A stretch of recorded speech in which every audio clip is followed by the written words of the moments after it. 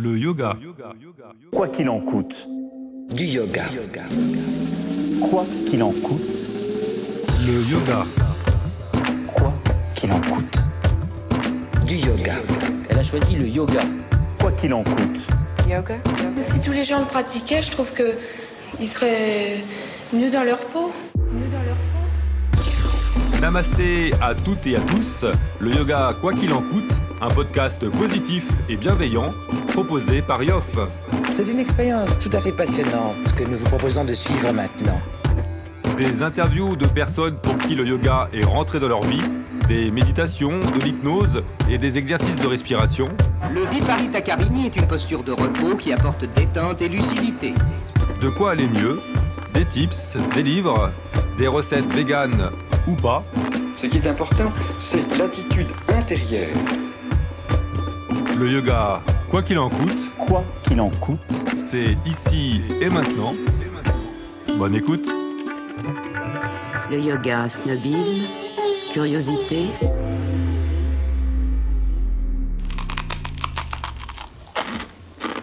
Je trouve que le craquement de la biscotte dans un appartement vide, c'est un côté rassurant. Bonjour à toutes et à tous pour un nouvel épisode de Nutri Yoga avec Dominique. Bonjour Mickaël. Bonjour Dominique. Aujourd'hui, on va parler du microbiote. Un élément qu'on peut entendre de temps en temps en termes de santé naturelle. Il faut faire attention à son microbiote. Est-ce que tu peux nous expliquer de quoi on parle ? Alors le microbiote, c'est un ensemble de micro-organismes, donc des bactéries, des champignons, qui vivent dans un environnement. Donc quel environnement ? Là, ce qui nous intéresse, ça va être notre environnement, notre intestin. Puisque on peut parler aussi du microbiote buccal, vaginal. On a un microbiote, voilà, c'est des bactéries, on sait que ça vit un peu partout. On va se faire un petit focus sur le microbiote qui vit dans nos intestins. D'accord. Et justement, c'est quoi son rôle ? Et puis peut-être nous préciser, c'est quoi la différence entre la flore intestinale et le microbiote ? Alors, c'est la même chose. Le rôle du microbiote qu'on retrouve chez tous les êtres vivants, pas que l'homme, ça peut être les animaux, les végétaux. Ils ont un but. Alors, le but premier, c'est de te protéger contre les infections, contre tout ce qui va t'attaquer. Pourquoi ? Parce que le système immunitaire dont on entend parler, en fait, c'est les petits chevaliers qui vont combattre dès que tu es attaqué par un virus, quelque chose, tu tiens la rampe du métro, au lieu de tomber malade tout de suite, ton système immunitaire attaque.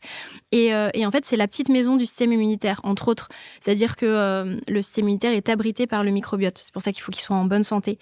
Donc, il protège ce système immunitaire. Il participe aussi à la régulation de ton poids. Il fait plein de choses, ce microbiote. Notamment, il régule ta glycémie, ton appétit. Il est hyper important pour ça. Il protège ta paroi intestinale, c'est-à-dire que ton intestin doit être en bonne santé. C'est très fragile, l'intestin. S'il est un petit peu poreux, un petit peu en mauvaise santé, tous les agents pathogènes, tout ce qui est un petit peu dangereux, ça va passer la paroi intestinale et c'est dangereux. Parce que physiquement, comment ça se présente, le microbiote ? Alors, si tu zoomes et si tu as un microscope chez toi, tu vas voir des petites bactéries, des petits trucs pas forcément très jolis ni très sympas et tu vas te dire qu'est-ce que c'est que ça ? Ça grouille. Un peu si tu regardes en zoomant très fort la paroi de ta peau ou de tes mains, encore une fois, quand tu sors du métro, c'est pas très joli. Mais ce sont un équilibre entre des gentilles et des mauvaises bactéries, sachant que les mauvaises sont indispensables aussi. Donc voilà, c'est un équilibre entre tout ça. Et quand ça va pas bien, il y a un déséquilibre. Et pour terminer, un rôle très important du microbiote, c'est de réduire aussi l'inflammation. Quand tu es inflammé, un début de rhume, il va proliférer très vite, tu vois, il va s'inflammer très vite. T'as un début de cancer, c'est idiot, mais en fait, si t'es très inflammé, ton corps va très vite, les cellules vont se démultiplier et tu vas tomber malade aussi plus vite et plus fort rapidement. Je sais pas, t'as une tendinite, quelque chose de plus physique après, parce que t'es un grand sportif et que tu n'arrêtes pas de courir. Mais en fait, le fait d'avoir un corps très inflammé, ça va aussi aggraver les choses. C'est ça, évidemment, comme c'est dans l'intestin, ça permet aussi une bonne digestion, de bien absorber les nutriments. Si tu te nourris extrêmement bien, que tu as plein de vitamines, plein de minéraux, mais que ta paroi intestinale ou ton système immunitaire qui est abrité dans le microbiote est défectueux, en fait, tu auras beau bien te nourrir, ça va directement partir dans le reste de ton intestin, tu vas pas l'assimiler. Et enfin, très important, et ça fait partie des dernières études, mais qu'on connaît un petit peu maintenant, ça influence aussi le bon développement de ton cerveau, de tes émotions, parce qu'on a beaucoup de neurones aussi dans les intestins. Donc encore une fois, si ton microbiote, ta petite maison est pas en forme, tes neurones enverront des connexions neuronales. Exactement, ton mental, ça pourra influencer tes émotions et ton comportement. D'accord. Et justement, alors, on peut imaginer quelqu'un qui a une légère dépression, pourquoi pas le microbiote. Est-ce que sur des signes plus physiques, on pourrait identifier un microbiote déséquilibré ? Oui, ça ressemble souvent à une paroi intestinale abîmée. Donc, un petit peu comme quand tu es intolérant au gluten, mais ça a un lien, puisque quand tu es intolérant, ta paroi intestinale est abîmée. Donc, ça a une conséquence sur ton microbiote. Tu peux avoir des maux de ventre de façon très... ça c'est physique et c'est pas mental. Tu peux avoir des alternances entre diarrhée et constipation. Ça arrive pas mal aussi. Et alors, parfois, c'est moins... tu relis moins ça au microbiote, à la flore intestinale, mais quelqu'un qui attrape tout et n'importe quoi. Par exemple, qui a au début janvier un rhume, 2 semaines plus tard, qui attrape une grippe. Enfin, tu vois, tu as un système immunitaire en fait, qui est vraiment dans les chaussettes et aucune vaillance pour combattre ça. Si voilà, tu as quelqu'un qui tombe un peu tout le temps malade et qui dit « Oh là là, mais moi, je me chope tout cet hiver, c'est l'enfer, je suis tout le temps malade », ça peut être un microbiote qui est déséquilibré. Et en fait, quand on dit déséquilibré, c'est que les mauvaises bactéries ont un peu pris le pas sur les bonnes, entre guillemets, vraiment pour simplifier. Et en fait, il faut rééquilibrer. Si tu veux, c'est comme une pelouse que tu sèmes juste avant le printemps. Ça pousse, t'as un très beau gazon tout vert. Et t'as des potes qui viennent faire une grosse soirée. Ils laissent des mégots, ils laissent des bouteilles, ils piétinent ton gazon. Et au bout d'un moment, faut faire un peu de ménage. Ressemer et là de nouveau ta pelouse peut être jolie mais c'est juste la vie en fait, c'est parce qu'on peut pas être jamais stressé, le stress a une incidence, on peut pas tout le temps très bien manger et dire ah non ne marchez pas sur ma pelouse, c'est pas possible en fait, ton microbiote il est vivant, t'es vivant, donc forcément il y a un moment où ça va un peu déraper. L'important c'est d'essayer d'avoir une alimentation le plus souvent possible, un peu équilibré quand même pour pas que ça dérape trop. Et quand de toute façon ça dérape, on fait une petite cure de probiotiques, c'est-à-dire qu'en fait, tu ressèmes tes bonnes petites bactéries. D'accord. Et est-ce qu'il y a des aliments ou des cures, est-ce que je pense bêtement au yaourt, c'est quelque chose qui peut aider ou d'autres aliments qui pourraient remettre de l'équilibre dans le microbiote ? Oui, alors il faut faire attention parce qu'effectivement, le yaourt, il y a beaucoup de bons probiotiques. Il faut faire attention au yaourt que tu achètes. Il n'est pas question d'acheter des trucs à la vanille ou avec de la chantilly. Enfin, c'est pas n'importe quel yaourt. Le vrai bon yaourt, même si c'est pas top au niveau du lactose, ça va être le vrai yaourt que tu achètes à la ferme, au marché, avec vraiment, il y a beaucoup de bonnes bactéries dedans et ça va te faire du bien. Le kéfir aussi, c'est très très bien. Les aliments qui sont très bons et dans lesquels tu n'auras pas de produits laitiers, ce sera plus chouette. Ce sera par exemple le miso, tu vois, une petite soupe miso, ça c'est super bon pour la santé. La choucroute parce que c'est cru. De la même façon, tout ce qui est aliments fermentés, tu sais, le kimchi japonais, c'est du chou japonais, oui, tout ça, okay. Tu peux, ou si tu veux te faire, tu sais, les légumes que tu mets dans un bocal avec du vinaigre. Fermenté, tout ce qui est fermenté. Par exemple, un aliment très très bon pour ta flore intestinale, si vraiment t'as pas envie, des gens qui peuvent pas faire de cure, tu peux manger des cornichons. Le cornichon, c'est l'aliment par excellence, tu vois, c'est cru. Et en fait, ça c'est plein de bonnes bactéries. Le cornichon ou le cornichon dans un bocal vinaigré ? A priori, le cornichon dans un bocal vinaigré, oui, ça se conserve mieux. Je veux dire, c'est vraiment le cornichon ou c'est le cornichon tel qu'on le connaît Ah oui, si tu as un potager et que tu peux sortir un cornichon de terre, c'est très bien, c'est pareil. Ouais. Ça n'a rien à voir avec le fait qu'il doit dans un espace vinaigré, qu'il aurait macéré et tout ça. Non, c'est juste qu'en termes de conservation, tu sais qu'il est bien, alors que c'est vrai qu'un légume, tu le sors de terre, au bout de quelques heures, quelques jours, il y a moins de vitamines. Donc effectivement... Non, c'est par rapport au côté choucroute où on fait macérer, et je pensais que c'était au-delà du chou, c'est la macération qui fait que tu as les bons aliments qui vont tomber dans l'intestin et qui rééquilibrent. Il y a un petit peu les deux, oui. D'accord. Donc les conseils, tu les as donnés. Est-ce qu'il y a des choses à éviter qui seraient néfastes si on sent qu'on a un déséquilibre de microbiote qui arrive ? Oui, d'une manière générale, je l'ai dit tout à l'heure, mais le stress, ça a un impact énorme parce qu'en termes de d'hormones, ça va déséquilibrer tes hormones. Tu vois, t'as une réaction de ton corps qui fait que c'est quoi le stress? C'est tes Cro-Magnons qui voient un ours et qui doit courir. Donc, t'as un surplus de cortisol, d'adrénaline, et à la longue, ça déséquilibre pas mal ton corps. Alors, c'est pas un petit stress, j'ai raté le bus et je cours et ça redescend. Mais un stress prolongé, c'est pas bon pour le microbiote, ça déséquilibre et ça met à mal ton système immunitaire. Et puis de manger tout le temps déséquilibré. Ce que j'appelle déséquilibré, c'est de la nourriture pas vivante, c'est-à-dire un plat tout fait que tu mets au micro-ondes. Déjà, il est tout préparé, il y a beaucoup d'additifs. En plus, tu le mets au micro-ondes, 0 vitamines, ça tue toutes les vitamines. Donc, revenir à une alimentation un tout petit peu plus brute. L'été, là, on arrive vers le printemps.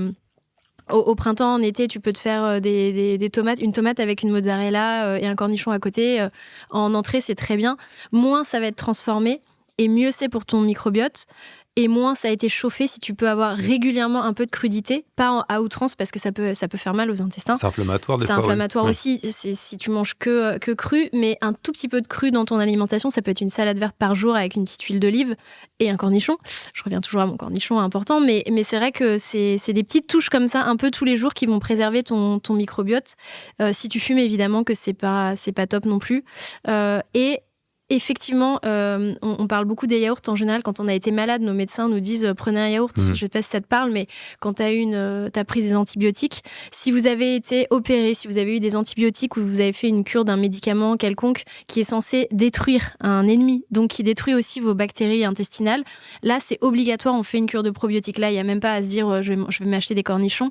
Vous achetez des probiotiques soit en pharmacie, soit dans les labos qui le proposent. Il faut savoir qu'une cure de probiotiques, plus il y a marqué 10 milliards, 50 milliards de bactéries, et mieux ce sera, parce qu'en fait, tu vas ressemer correctement dans ton intestin. D'accord. Non, je pensais par rapport au cornichon, vu que moi je l'associe beaucoup à la raclette. Je me dis qu'en mangeant de la raclette, on améliore son microbiote, surtout. C'est ça que je me dis. Ok, donc moi, ce que je retiens, c'est qu'un bon microbiote, ça s'entretient. Il y a une notion d'équilibre, que c'est pas tout blanc ou tout noir, et qu'on peut avoir des signes avant-coureurs avant de faire une cure de probiotiques, et que certains aliments peuvent nous aider naturellement à améliorer, du moins à bien gérer cette flore intestinale, parce qu'on a vu que c'était la même chose. Est-ce qu'il y a donc tu l'as dit, des comportements ou des aliments qu'il faut éviter, mais est-ce qu'il y a vraiment des choses qui sont très dangereuses à court terme et long terme pour le microbiote? Tu parlais des gens qui fumaient ou qui prennent de l'alcool. Est-ce que c'est quelque chose vraiment qui... Oui, alors ce qui est dangereux, entre guillemets, c'est-à-dire que tu vas pas... on n'en meurt pas du jour au lendemain, le corps est hyper résilient, mais ce qui va pas t'aider au fur et à mesure des années, c'est effectivement d'avoir une hygiène de vie complètement à l'opposé de ce que ton corps aurait besoin d'avoir. Par exemple, tu fais pas de sport, tu manges très mal, tu fumes, tu bois de l'alcool, et derrière, tu refais pas une petite cure. Je dis pas qu'une cure est indispensable, encore que 2 cures par an, c'est pas grand-chose. En plus, c'est pas quelque chose de très onéreux. Ce sont pas des médicaments, hein. Encore une fois, on est sur quelque chose de naturel. Même les bébés devraient... on conseille parfois, notamment les bébés qui sont nés par césarienne, c'est tellement important les premières années de la vie. On leur conseille de faire des cures de probiotiques pour bien semer, bien ensemencer leur flore intestinale. Donc, le pire comportement, entre guillemets, c'est de jamais se détendre avec du sport, du yoga, de très mal manger. Et en plus, derrière, tu fais pas une petite cure. Donc, là, en fait, ta pelouse, elle reprend jamais. Tu vois, t'imagines un parc sur lequel les gens font tout le temps des pique-niques, et puis tu mets jamais la pelouse au repos. Tu vois, je prends toujours cette image parce que je trouve ça parlant. Il faut quand même en prendre soin. Sinon, effectivement, tu risques à la longue de tomber très souvent malade. Et en fait, si vous êtes très souvent malade, peut-être ne vous posez plus la question de savoir d'où ça vient. Ça peut vraiment venir de là. C'est la maison de ton système immunitaire, c'est normal. Et puis après, ça peut aussi être la porte ouverte, comme tes agents pathogènes peuvent passer cette barrière intestinale. Les allergies se développent à vitesse grand V. C'est-à-dire que si tu commences à avoir une intolérance aussi à quelque chose alors que tu le digérais très bien, et ça aussi, c'est vraiment un signe avant-coureur. Et avant d'en arriver là, c'est bien de faire attention. Tu as plein de soucis aussi aujourd'hui de thyroïde. La thyroïde se dérègle beaucoup. Tout est lié, en fait. Donc, c'est dommage parce que c'est pas si compliqué, finalement, de faire une petite cure de temps en temps et de faire un peu attention. C'est-à-dire, si tu fais un excès, le lendemain, tu fais attention et tu ajoutes quelques aliments crus et fermentés. Justement, par rapport à un épisode qu'on a pu faire sur le jeûne, est-ce que le jeûne a un impact sur le microbiote ? Positif. Oui, forcément positif, puisque alors on va se dire mais on se nourrit plus, mais oui, mais en fait tu mets tous tes organes au repos. Ça peut être un jeûne, un petit jeûne. Hein. Quand on parle de jeûne, c'est au-delà de 48 heures, mais le sport ça te nettoie puisque ton sucre aussi, ça épure ton sang, ça nettoie ton sang. Au bout de 20 minutes de sport, t'as plus de sucre dans le sang. Là, il y a aussi un lien avec le sucre et le microbiote, c'est que les mauvaises bactéries se nourrissent de sucre. Très important, si vous êtes addict au sucre, si vous êtes, c'est irrépressible pour vous et si vous avez vraiment une grosse envie de sucre, c'est pas forcément de votre faute. C'est-à-dire que oui, elle mentale et vos proches vont vous dire t'as qu'à faire attention. Mais si ton microbiote est déséquilibré, comme les mauvaises bactéries ont pris un peu le dessus, encore une fois, je simplifie, elles demandent quoi ? Elles demandent à être nourries. Et en fait, elles se nourrissent de quoi ? De sucre. Comme toutes les mauvaises, les cellules cancéreuses, les cellules, tout ce qui est un peu malade en soi, toutes les mauvaises bactéries de ton intestin demandent du sucre pour se nourrir. Donc souvent, on a très envie de sucre. Souvent, hein, pas tout ça. Tu peux être gourmand aussi, mais souvent, tu as une envie irrépressible de sucre quand tu as un déséquilibre de ta flore intestinale. Donc là encore, c'est bien de faire une petite cure, ça rééquilibre et ça va un peu calmer tes grosses fringales de sucre. D'accord, c'est bon à savoir. Écoute, je pense qu'on a fait une première approche très intéressante. Des choses à rajouter ? Mais je crois que c'est tout. Prenez soin de votre flore intestinale. Et de votre microbiote. Merci beaucoup, Dominique. Merci, Mickaël. À bientôt. Au revoir. Au revoir. Et voilà, le yoga, quoi qu'il en coûte, c'est terminé. J'espère que cet épisode vous a plu. Vous pouvez nous laisser un commentaire ou un avis sur Apple Podcast ou Google Podcast. Ça nous fera plaisir. À très bientôt.